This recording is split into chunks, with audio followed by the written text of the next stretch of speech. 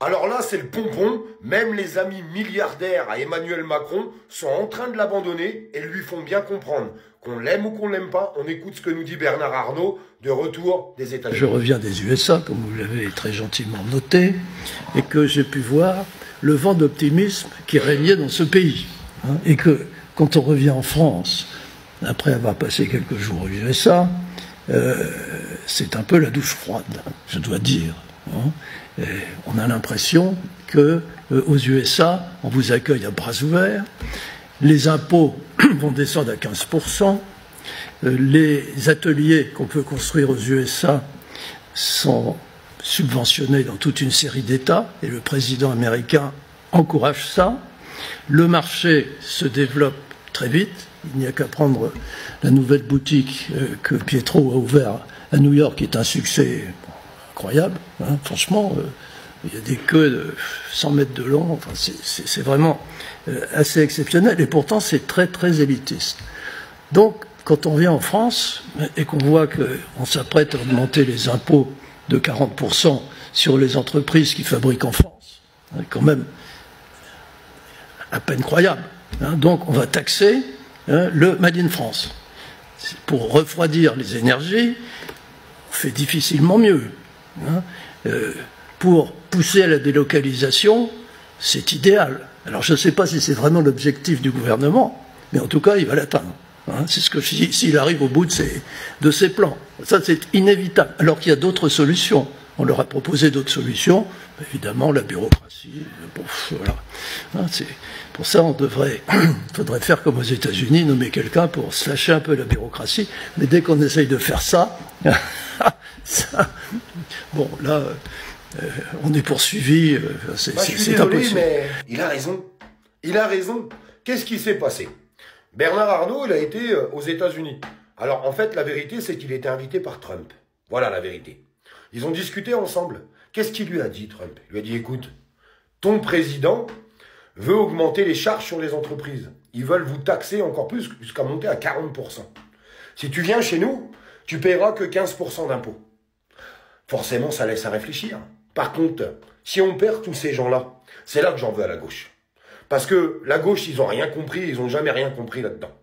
La gauche, eux, ils tapent tout le temps sur les patrons. Ah, ils veulent plus de patrons, la gauche. Ils veulent tout le temps les surtaxer, ils veulent leur mettre même 75% d'impôts.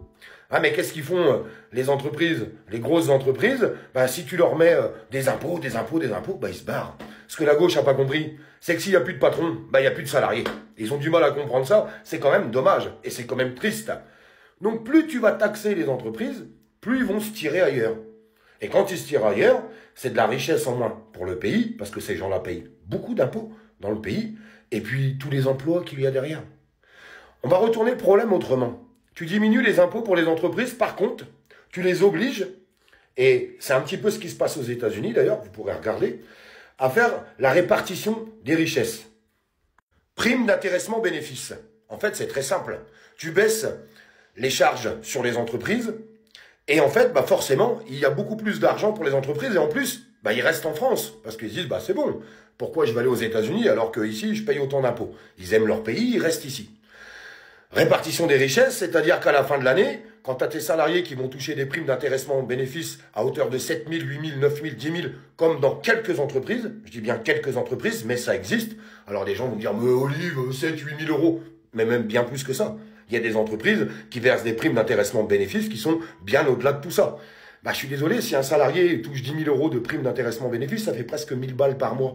Un salarié qui a 1 500 qui touche ça, bah, ça augmente son salaire à 2 500 euros à peu près.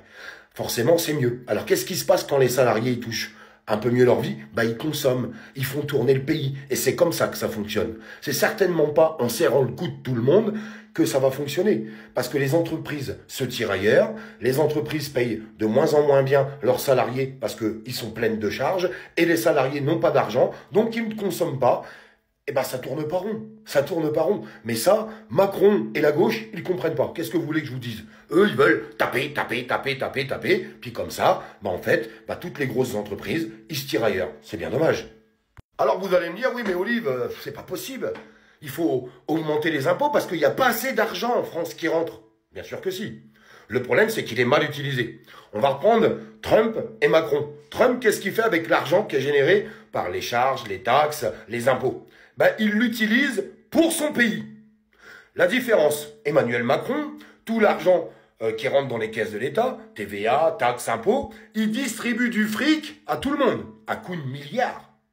Que ça soit pour l'Europe, depuis le temps qu'on vous explique, je sais qu'il y en a qui n'ont pas encore tout à fait compris ça, qu'il faut sortir de l'Europe, que l'Europe ne nous fait que coûter de l'argent, ne nous rapporte strictement rien, détruit nos industries, nos agriculteurs, tout le monde, ça détruit tout le monde. L'Europe, c'est de la merde. C'est de la merde en paquet de 10. Et puis à côté de ça, les milliards qui ont été distribués à côté, à tous les pays du monde. Trump, lui, qu'est-ce qu'il fait? Il coupe les robinets. Demandez à Trump s'il va continuer d'envoyer des milliards à l'Ukraine. Allez lui poser la question, vous allez voir ce qu'il va vous répondre. Il va dire non, je vais d'abord distribuer de l'argent pour mon peuple, pour mon pays. Et en fait, c'est ce qu'on devrait faire. Retrouver notre souveraineté et notre indépendance. Parce que la France ne s'est jamais aussi bien portée quand on n'était pas dans l'Europe. Ben ouais, il faut quand même se rappeler de tout ça. Les meilleures années, il y a eu les belles années en France. Il y a toujours eu de l'argent en France. Il faut arrêter de raconter des conneries. Et puis, il faut arrêter d'accueillir tout le monde. Ce gruyère, cette passoire française où, quand tu te permets de le dire, t'es insulté de raciste. Ben non, on peut pas accueillir toute la misère du monde. C'est strictement impossible. En leur donnant tout, tous les avantages, les aides sociales. Et qu'est-ce que c'est que ce cirque? Mais c'est n'importe quoi. L'Eldorado français, c'est fini. Il n'y a plus de fric, de toute façon, Macron l'a tout donné à tout le monde. Donc aujourd'hui, le message est clair qui est lancé par Bernard Arnault.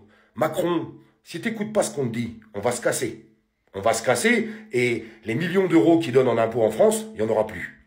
Les millions d'emplois que génère Bernard Arnault, parce que on peut dire ce qu'on a le droit de pas être d'accord, on a le droit de pas aimer les ultra riches et tout ce que vous voulez. De toute façon, ça, c'est un sport national français. Les gens qui gagnent leur vie sont montrés du doigt et se font cracher dessus. C'est comme ça en France, ça se passe comme ça.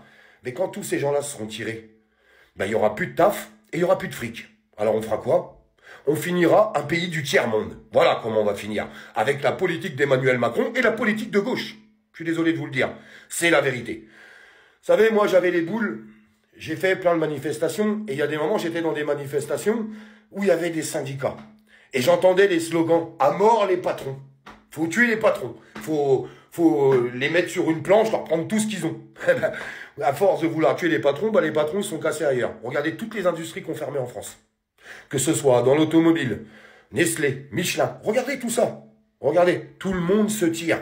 Bah oui, parce que faut se mettre à leur place.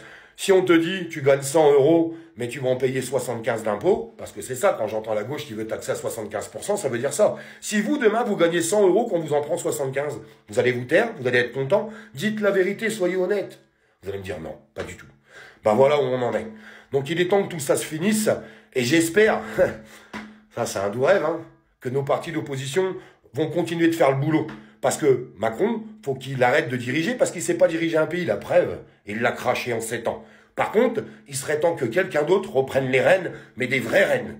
Un peu comme un Trump qui s'occupe de ses citoyens et de son pays.